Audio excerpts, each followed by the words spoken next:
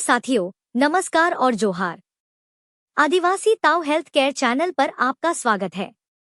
यहाँ शब्द हैं आदिवासी ताऊ के और आवाज है मेरी यानी समीरा की।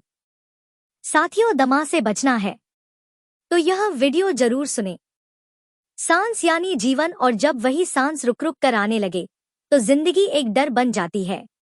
यही डर है दमा, जिसे विज्ञान में अस्थमा कहा जाता है। यह कोई मामूली एलर्जी नहीं, बल्कि फेफड़ों की एक गंभीर और पुरानी बीमारी है जो धीरे धीरे हमारे भीतर पलती है और एक दिन सांस छीन लेती है। लेकिन सवाल यह है कि आखिर दमा होता क्यों है और क्या इससे बचा जा सकता है? यह हमारे ही शरीर की अंदरूनी प्रतिक्रिया है। जब हमारे फेफड़ों की नलिकाएं यानी श्वासनलियां कुछ खास चीजों जैसे धूल, धुआं, परागकण आदि के कारण बार बार चिढ़ती हैं। लेकिन विज्ञान कहता है कि अकेले एलर्जी इस बीमारी की वजह नहीं है, बल्कि इसका असली कारण है शरीर के भीतर की सूजन और प्रतिरोधक प्रणाली यानी इम्यून सिस्टम की असंतुलित प्रतिक्रिया। सन 2007 में अमेरिका के national heart, lung and blood institute द्वारा प्रकाशित एक शोध के अनुसार दमा के रोगियों में फेफड़ों की श्वासनलियां अत्यधिक संवेदनशील हो जाती हैं और जब किसी भी उत्तेजक के संपर्क में आती हैं तो वे सिकुड़ जाती हैं, उनमें सूजन आ जाती है और बलगम बनता है।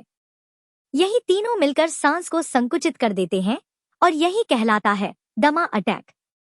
इस शोध ने यह भी सिद्ध किया कि केवल इन्हेलर या दवाइयां लेने से यह बीमारी जड़ से नहीं जाती, बल्कि इससे जुड़ी जीवन शैली और आहार को भी समझना जरूरी होता है। सबसे पहली चीज है साफ सुथरा जीवन और स्वच्छ हवा। लेकिन उसके साथ साथ शरीर के अंदर जो सूजन है उसे भी शांत करना होगा।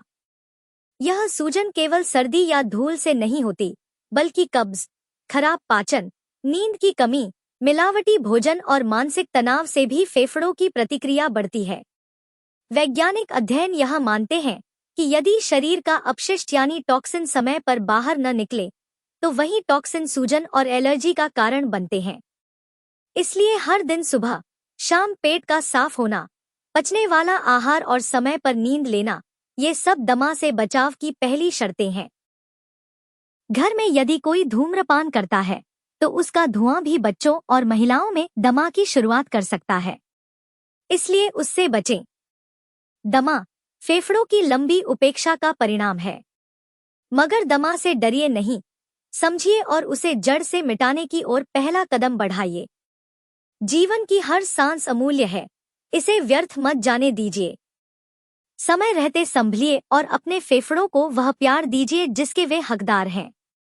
कुछ जड़ी बूटियां जैसे अडूसा यानी अधतोड़ा वैसिका, दम्बेल यानी टाइलोफोरा इंडिका, भटकटिया यानी सोलनम ज़ांथोकार्पम और पुष्करमूल यानी इनुला रसीमोसा में श्वसन मार्ग की सूजन कम करने वाले तत्व पाए जाते हैं।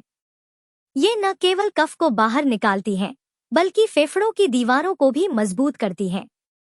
इनके सही संयोजन को यदि सही अनुपात और शुद्धता से सेवन किया जाए तो ये शरीर की प्रतिरोधक क्षमता को भी संतुलित करती हैं। यदि जानकारी उपयोगी लगी हो तो इसे लाइक करें, चैनल को सब्सक्राइब करें और वीडियो को शेयर करें। पुरानी, जटिल और लाइलाज समझी जाने वाली बीमारियों के ऑनलाइन प्राकृतिक समाधान हेतु और घर बैठे ऑर्गेनिक देशी जड़ी बूटियों तथा जर्मन होम्योपैथिक मेडिसिन की हेल्थ केयर किट मंगवाने के लिए स्क्रीन पर दिए गए व्हाट्सएप नंबर पर अभी संपर्क करें। जोहार।